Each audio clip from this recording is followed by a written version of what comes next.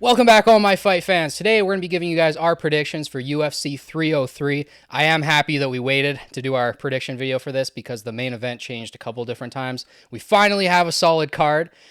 Pereira is stepping in again to save the UFC. I think this is the third time in the last 8 cards that Pereira stepped in and saved the event. So Pereira versus Jiri 2. We'll get to that in a second, but we're going to start with the early prelims, work our way up, and yeah, let's break down this card.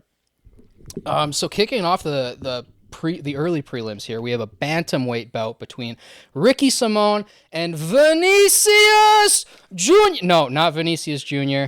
Vinicius Oliveira. Sorry, I've been watching Real Madrid highlights. I'm pumped on Vinicius Jr., but we got Oliveira, one of the Oliveira brothers, and Ricky Simon. They're not actually brothers, but yeah. So I like to think that they're all brothers personally, but It's fun to imagine. Yeah, I'm gonna go with the Oliveira because it seems like he's got some good power. I seen out of his last 5 fights, he's got about 3 or 4 KOs, a couple submissions on his record. He seems pretty dynamic, and it seems like Ricky Simon has been slowing down recently, and he's been even having troubles on the ground against guys that he should have the advantage on. So for that, I'm gonna go with Oliveira. Yeah, I'm going to take Simone just because I feel like he has to win this fight. He's one of those fighters where I don't really know where to place him in my mind. He wins fights that you think he's going to lose, and then he wins fights or I'm getting my words mixed up. Anyways, Ricky Simone, he's one of those 50-50 fighters, and I feel like he has to win this one. He is a minus 220 favorite, so I'm going to edge with him on this one, but yeah, that's a tough opponent too. Vinicius, good. Especially a guy that even beat Marab back in the day, like in one of his first 2 fights in the UFC. And then seeing where Marab's at and then where Simone's at, Simone should have been kind of in that top 5 conversation. And he was shortly, but yeah. Hopefully he gets this one. But next up, we got a flyweight belt between Rhea Tsuria, I'm probably butchering that, I'm sorry, versus Carlos Hernandez. Now, Carlos Hernandez just recently lost to Tyra. I just made a video on Tyra recently. He had an amazing performance against Perez, and he's now fighting another Japanese fighter in Ray. And Ray, it says that he only has 3 fights on the UFC website, but he actually has 9. He's 9-0, and he's 21 years old, which is outstanding. And I believe this is his UFC debut. So keep an eye on this kid. He could be one of those highly touted prospects. I'm going to side with him on this one just because Hernandez seems to have trouble with Japanese fighters. He's only lost to 1, but whatever. I'm going to take the Japanese fighter. Yeah, I'm going to take your side on this one because it seems like Japanese MMA has... There's a real uptake in it recently. Yeah. There's that Japanese, I forget his name, from Ryzen that just signed with the promotion that's going to 135. Yeah. It just seems like MMA is live and doing well in Japan once again. So I'm going to go with him as well. I'm glad, too, because they have some of the best strikers on the planet. I mean, Tenshin is one of the best, if not the best kickboxer alive. And then Inoue, in my opinion, might be the best boxer alive. So I'm happy to see some of those Japanese fighters roll through into the UFC. Then we have a heavyweight bout between Andrei Arlovsky, one of our favorites of all time, versus Martin Buday, Slovakian fighter. He's a minus 278 favorite. I think he's got 7 knockouts on his record so far. He's probably going to win, but being Arlovsky fans, I think we got to... I don't know what you're picking, but I'm going to side with Arlovsky. I actually never seen this other guy fight, but I'm going to take him. It just... The last couple of performances from Arlovsky, he's... They say power is one of the last things to go, but it seems like it's one of the first things to go for Andrei Arlovsky. Yeah. His speed is still kind of there. His timing is there, but it takes him a while to settle in to find the timing for one strike nowadays. So I'm going to go with the other fella just because he's younger, faster, and he's more likely to put on the pressure and hurt Arlovsky. Yeah. I mean, I would like to see Arlovsky go out on a win. Oh, that'd be so nice. For him to get the winning record, to have the most wins in the UFC, would be nice for me. I slightly like Arlovsky more than Jim Miller, but I love both fighters, honestly. And then our main event for the early prelims is actually kind of an underrated women's fight between Michelle Waterson Gomez and Jillian Robertson. And This one is weird because I feel like it can go one of two ways. Either Michelle's going to keep it on the feet and just box her up and it's going to go to a decision, or Jillian might get it done on the ground and find a submission. She's a minus 200 favorite, and because she's Canadian, I'm going to side with her. What about you? I'm going with Jillian as well. She seems to be taking a step in the right direction recently with her fights, and I believe that she can put Michelle Watterson to the cage and tie her up and trip her to the ground and get an advantageous position and probably submit her in the first or second round. I'm leaning more towards the second round, but definitely tie her out, tie her up, get her on the ground, get her back, or even snatch an arm. Yeah, agreed. And then we move on to the regular prelims. And kicking it off, we have the biggest discrepancy in odds for the whole night. We have Peyton Talbot with 3 T's. There's 2 T's on the end of that. Versus Yanis Gumuri. And as much as I would love to take a French fighter, Talbot is a minus 1,050 favorite. So this kid is really, really good. I think he's pretty young. He's like in his early 20s, and he's 8-0 so far with, I believe, 5 knockouts. And the knockout he got, I think it was on the Contender Series. Yeah. That one was sensational. So I'm going to take this Talbot kid just because he looks like an absolute destroyer so far at bantamweight. But yeah, I would like to take the French guy, but I don't think he's going to get it done. And this Talbot guy, he's an odd cat. His favorite fighters are the Diaz brothers. He's just a very scrappy kid, and seems like nothing really matters besides like kicking ass and having a good time. And getting really odd tattoos, like just a circle right in the set. Maybe there's a story behind it, but a weird tattoo. I mean, think about Chuck Liddell back in the day. Like, what's with the tattoos on the side of the head? That's true. There's a lot of great fighters that had weird tattoos, and I think Peyton Talbot definitely has potential to be a top contender at 135. And with his frame, he looks like he could probably go to 145 and do some damage there in the future. Mm-hmm. And then at featherweight, we have Charles Jourdain versus Jean Silva. Jean Silva's not French. He's Brazilian, but Charles Jourdain's French. He kind of looks like Frenchie from The Boys. I love Charles Jourdain. We both do. The way he fights is so exciting. He just throws caution to the wind. Not the greatest at blocking punches, but he's super, super fun to watch. He is the favorite going into this, a slight favorite, but I'm going to take Charles just because he's so fun. He can knock out anybody at featherweight if he's like on point, but we never know. We never know what we're going to get from Charles. Hopefully it's a great performance. He seems to be finding his track the more he fights in the UFC. So yeah, I'm going to go with Jourdain as well. His ground game is not that bad either these days. Mm-hmm. He's able to find his distance and stay out of trouble. Although when he is backing off and people are throwing punches, the way he rolls with them, it looks like he's getting hurt. Yeah. So that's the only thing is nerve-wracking when it goes to a decision. Do the judges think he's getting hit bad? Mm-hmm. Or do they recognize that he's just rolling with them in a very enthusiastic way? Yeah. It's the best way I can put it. Yeah. But I hope that he gets the knockout, and probably he usually gets it in the second round, or late first, middle of the second round. He kind of usually finds that ending shot. So let's go, Charles Jourdain. Air Jourdain. Yeah, a few Canadian fighters on this card. Let's go. Love it. And then we have back-to-back banger featherweight bouts. We have next up is Cub Swanson versus Andre Fili. Now, I would have loved to see this like 2-3 years ago, maybe when Cub was a little bit younger, but it's still going to be awesome. I don't think Cub is out of it yet at all. I think he still has a few good fights left in him, but I'm probably going to side with Fili. I feel like he's just the younger guy. His boxing's just a little bit sharper right now. Maybe the old dog will get it done and put some of those veteran combos in there and trick him, but I feel like Andre Fili's probably got this one. But it's probably going to be a war. I feel like this is going to be a close fight. There's very few fights that Cub doesn't make close, and I feel like he'll make this one a close fight. Yeah, I'm actually going to go with Cub Swanson on this one. I like it. So he has trained with Andre Fili in the past. He has been with Team Alpha Male. I think he's training at a different camp now. I heard a interview recently with Cub Swanson where he's really changed up his training regimen, kind of like Jim Miller, where it's more about himself and making sure he doesn't push it too hard, where he said he was in these training camps where he was doing this strength and conditioning and just pushing it to the limit. But by the time he got to the fight, he didn't feel good.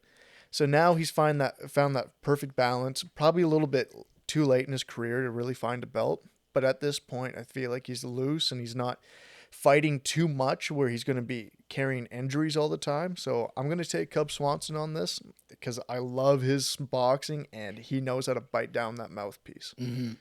Yeah, he could definitely find some traps and catch Feely in something. So hopefully it's a great fight. That's all I'm hoping for. And then we have a middleweight bout.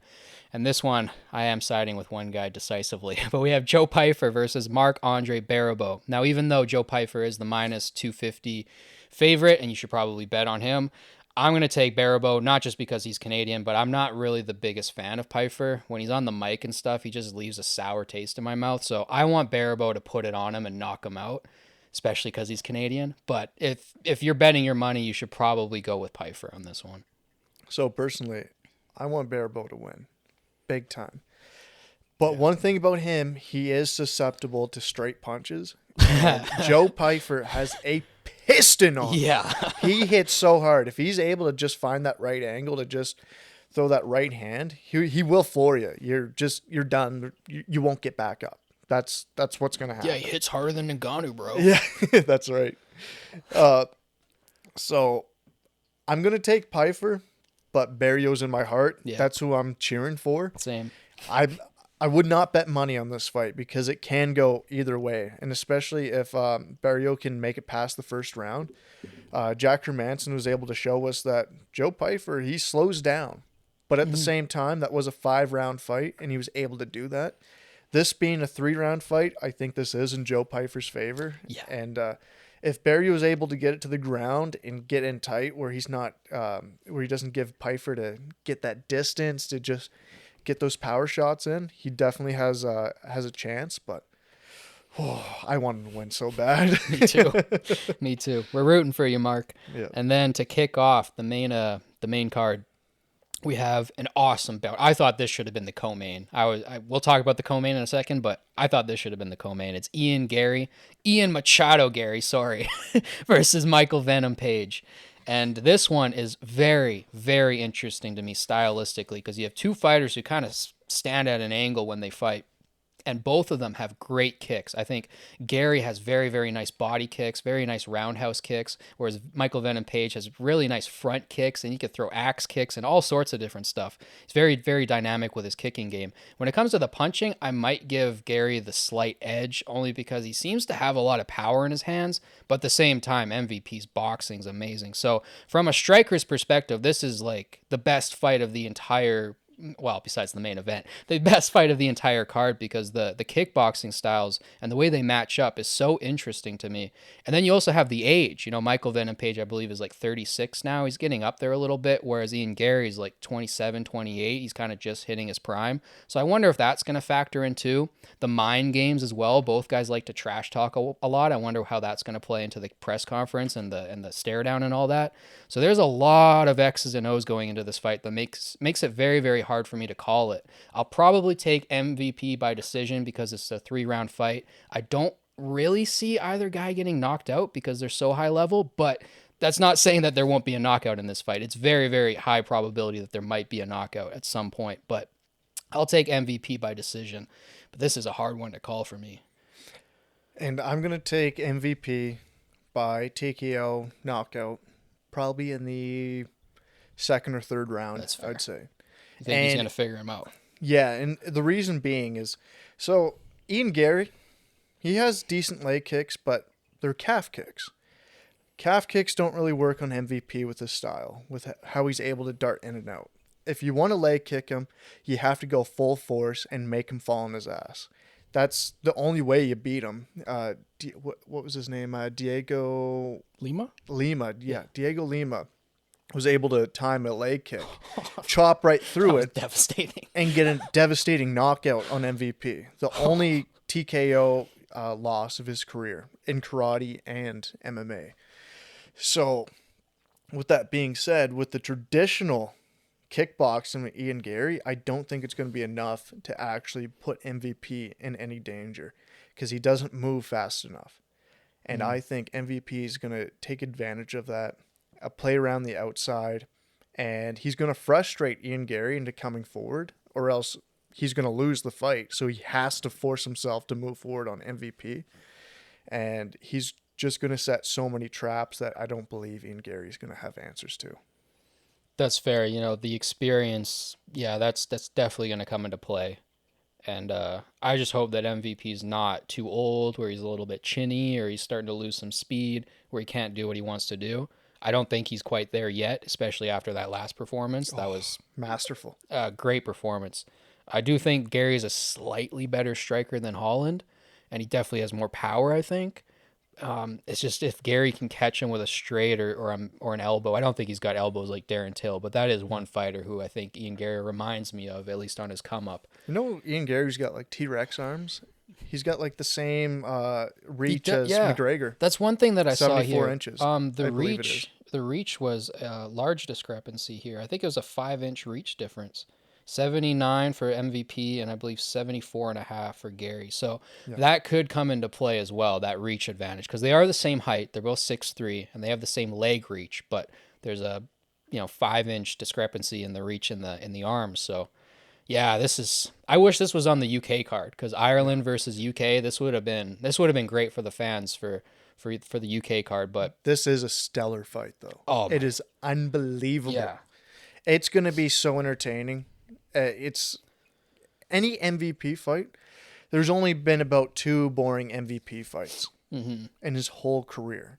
So, and there's been a couple of, just the one boring fight for Ian Gary, but they both want to come back from that. So, and they want to fight for the title. I mean, MVP's got a ticking clock here. It's pretty close to the end here. So he has to make a statement here if he wants to get that next title shot against Leon.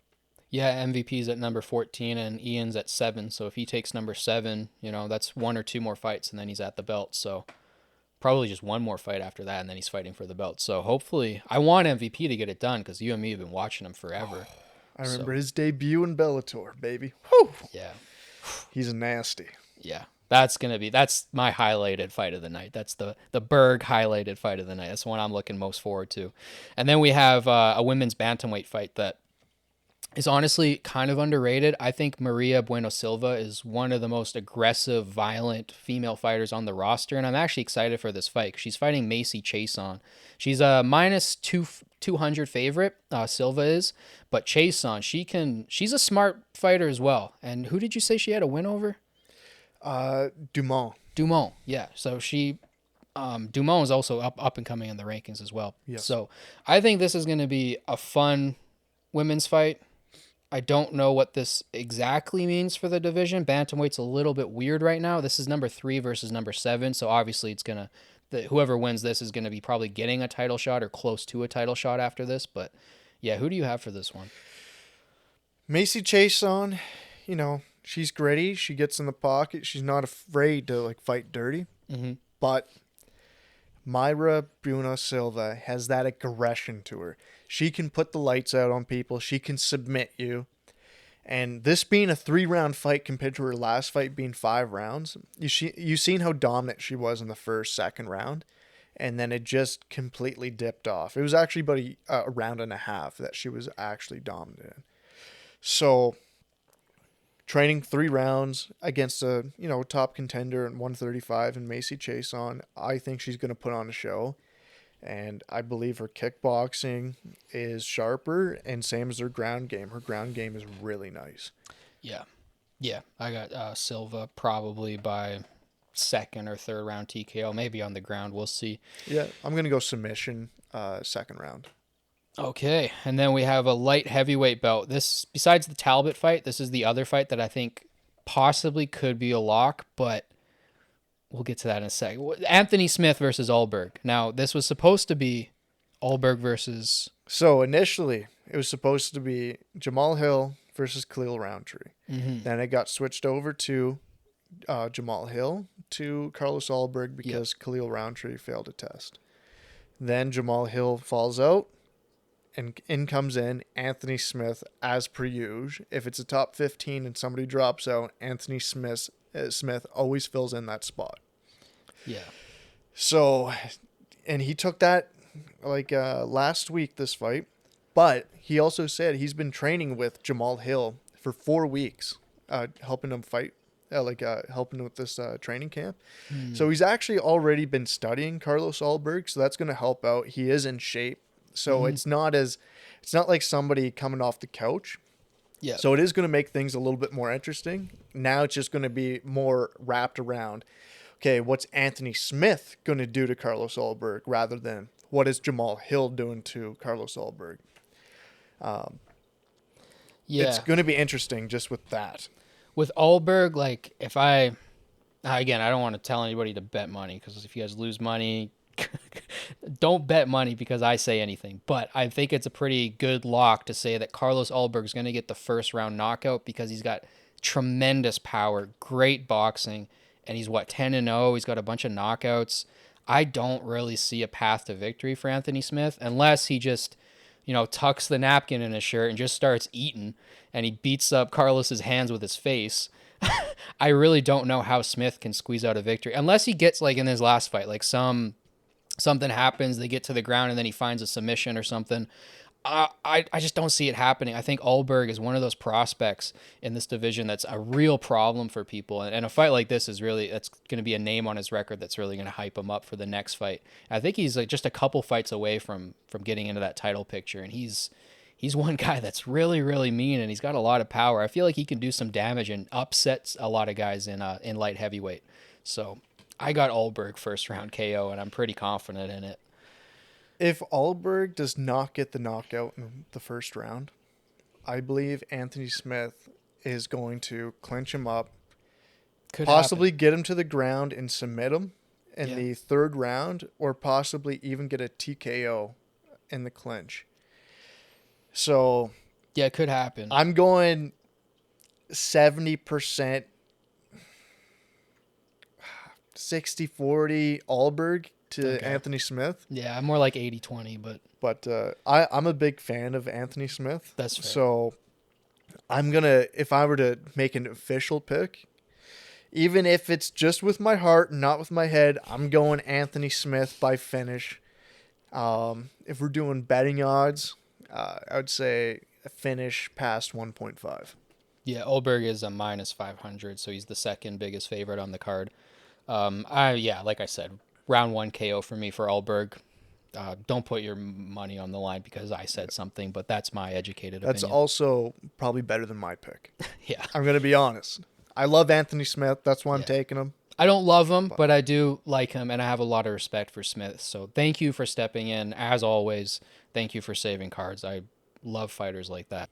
So next up, we got a featherweight belt, and this is kind of the spot where I was saying maybe that MVP Ian Gary fight should go. But to be honest, these fights are just equal in how amazing they are. This one actually probably means a little bit more to the division. It's Brian Ortega, who's at number 3 right now at the featherweight division, and number 14's Diego Lopez, everyone's favorite.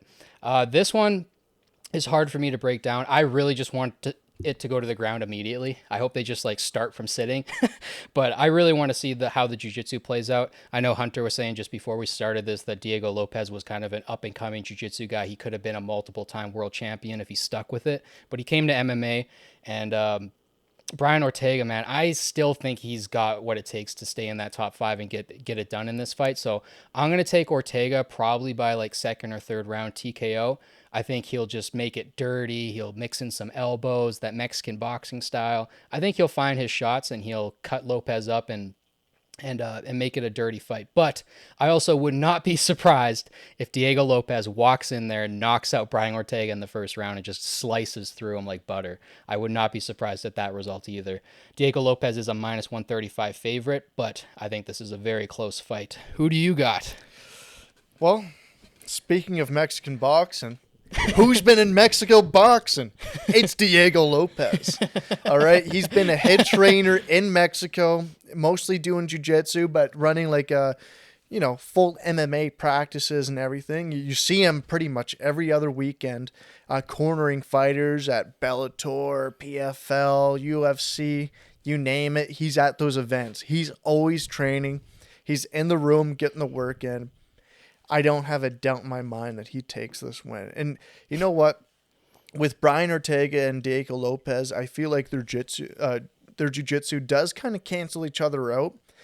I do give Lopez an advantage, but there's like they both have such an aggressive style. The only difference is Brian Ortega is more aggressive looking for submissions, where Diego Lopez will trap you, elbow you out, and then find the submission. He's more damaging on the ground, but with their styles combining on the ground, it's going to be really crazy and scrappy, and there's going to be a lot of just a lot of crazy scrambles. And the stand up, that's where it's going to be interesting, because Brian Ortega, he does kind of flow now. He will sit back, kind of find his range. But Diego Lopez, he'll come at you like a freight train. And yeah, I'm so excited for this fight.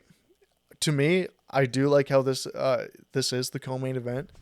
It was a pleasant surprise, and I never expected Diego Lopez to jump up in the rankings this high. But I'll tell you what, on short notice, I believe this is the perfect matchup to skyrocket him into the top 5.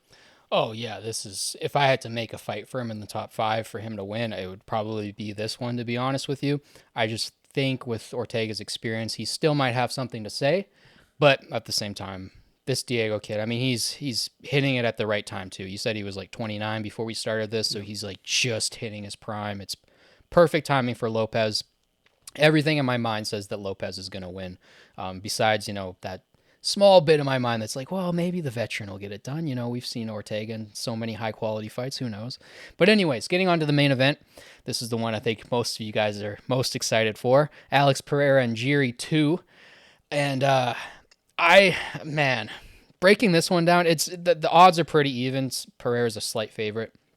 But I kind of hope that Jiri pulls out a win in this one just so we can get the trilogy, because this trilogy would be one of the most badass trilogies we've ever seen in the UFC. Just the characters and the fighting styles, everything about it's so cool. It's like a video game, right?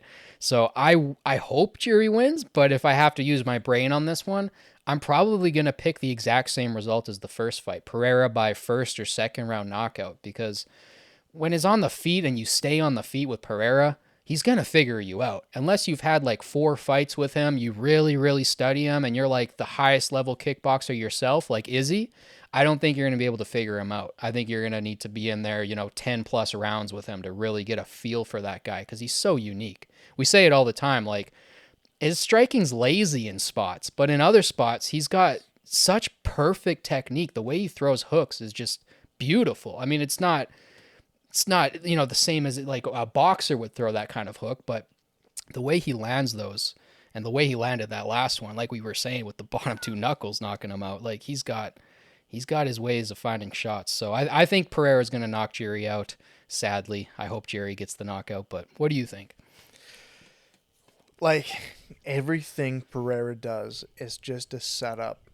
And even if you don't realize it, jabs to the body, the little calf kicks, he'll throw power shots just to see what your reaction is to them, just to find a small pot shot to put you on your ass. Yeah. It's unbelievable the amount of traps that he'll set up. But without all that being said, I'm going Jiri. Nice. I'm going Jiri. Nice. I want to go Pereira, but I believe Jiri, because the thing is, he is such a nutcase. This guy does not stop training. He's punching trees in the forest. He's doing his deprivation, not deprivation tanks, but just trapping himself in a room and in complete darkness and coming out 3 days later. Yeah, putting himself in the hole. This guy, he's just mentally, he cannot be, like, nothing will get to him. It doesn't matter that he lost to this man. He's looking into this. He's like, I have learned my lesson. He's an absolute nut, and I think he's going to win. He strikes in such odd ways. He hurt Pereira a few times in the first fight. Mm-hmm. It looked like he was winning the majority of that match before he finally just went out. That is also true. Yeah, that's another thing that I was going to say. For some reason, I had like this weird memory that fight stopped in the 4th round, but it was the 2nd round. Yeah. But yeah, I pretty clearly remember Jiri winning the fight up until the knockout. And I thought the knockout, I'd have to go back and rewatch it. I haven't rewatched it since it happened, but the way it happened, it was almost not like Jiri let it happen, but he kind of left himself open in a way where I'm like, okay, if he sharpens that up, the next time he's not going to make that same mistake. So I like what you're saying with Jiri. I want to take him. It's just it's hard to bet against Pereira at this point. And also, I wouldn't bet money on this fight because No. this is also the second time Pereira is going to be fighting Yuri. He's already got the information downloaded. It might actually be easier for him to fight him this time than it was last time. So there's also that factor because he also does stay training. I don't think to the level of Yuri before training camp, and also he is healing from a couple broken toes. So I'm going to take Yuri, but it's mostly just kind of for fun. I hope Pereira wins, but I believe Yuri is going to get that belt back again, and it's going to have an epic trilogy. Yeah, I want that trilogy so bad. And another thing I should just slip in there is rematches. Now, I said in a previous video that Sean Strickland is somebody who I want to see in a rematch because he hasn't rematched anybody, and I want to see if somebody fighting him twice can figure out his style. Now, talking about Jiri, he famously got knocked out by King Mo pretty badly. But he came back and he fought King Mo a second time, and then he knocked King Mo out. So when you see that from a fighter, when you see them adjust in a rematch, it gives me a little bit more confidence in them. So going into the second fight with Pereira, it wouldn't really surprise me if Jiri found a way to knock him out in the second fight. So I hope that's what happens. Like I said, if I had to bet, I would probably bet on Pereira, but it's like 51-49. Like it's dead even for me. Yeah, and the other thing is, on 2 weeks' notice, it's hard to put a good game plan together. There's both like, of them, yeah. Yeah, there's like one thing you can work on. You Yeah. know, Michael Bisping, he had 2 weeks before he fought Luke Rockhold. There's one thing he could work on, that left hook, and it worked. Yeah. Because Luke Rockhold's like 2 weeks' notice, Bisping's not even ready. Whatever. So, but now both these guys, 2 weeks' notice. That's insane to put a title fight together in just 2 weeks. I can't believe the UFC was able to put this together. It's absolutely incredible. I hope they both get boatloads of money. And it will not fail to entertain. Because even if Pereira and Yuri are dead exhausted, they know how to find the knockout blow. They're almost like Derek Lewis. Like, nothing's going to stop them from knocking someone out. And where's this fight taking place again? Do you In remember? the T-Mobile Arena, Las Vegas, So we're UFC 303. So we don't have to worry about altitude or anything extra affecting these fighters. They should be pretty good. They stay in They shape. might get bloody noses from the dry air, but that's about it. Yeah. That is true. It's damn dry down there. But yeah. Last thing I wanted to say is, like, man, Conor, like, get your shit together. Like, your fans are out here, like, waiting for you to fight. It's multiple times you've pulled out of this Chandler fight.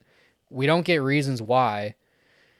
It sucks. Like, as a fan, like, I want to keep supporting you. You know, you got so many of my friends into MMA, but you keep pulling out of these major fights, and it sucks for the fans. Like, the fans are the ones that hurt the most out of this, and it just really sucks for him to pull out. It's, what is it, 2 or 3 times now he's pulled out of this fight?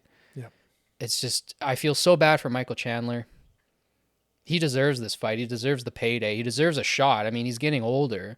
You know, that's a guy who had some very, very close fights with Gaethje and Poirier, and, like, these were close fights. Like, he's in that top 5. He probably wants a shot at the belt still. And for Conor to just, you know, drag him around like this and pull his chain is just stupid. I'm so upset with Conor right now, and I hope this fight gets made eventually, but, you know, whatever. You know, Pereira, he's a real fighter. He got in there and he saved the cards. So shout out to Jiri and Pereira and Anthony Smith, all of you guys who stepped up. And yeah, hopefully we see Conor in the future. I don't know. Do you guys even want to see Conor at this point? Like, at this point, I don't even know if I care. You know, I kind of stopped caring after the Floyd Mayweather fight because he hasn't really taken fighting seriously ever since then. No. He hasn't needed to. And it just sucks that he's just, messing around with Michael Chandler. And I hope the UFC is paying Michael Chandler, especially in these down times. It's been a year and a half, almost 2 years since he's fought. And he's been chomping at the bit to get in the ring. But he doesn't want to miss out on this beautiful payday that will set him and his family up for the rest of his life. And I hope all works well for both of them. You know, hopefully McGregor gets in the right headspace and he does want to fight again. And I hope everything goes well with Chandler and that he doesn't end up hurting himself from overtraining, you know? So Yeah, he trains hard. yeah, I don't know if anybody trains harder than him. no, he's an unbelievable athlete. He's a real stand-up guy. He's very genuine. He's always been like this, even in the Bellator days. People might think he's putting on a show, but I don't think he's ever been disingenuous. No. Yeah, Chandler's a good guy. Hopefully McGregor stops dicking around with him.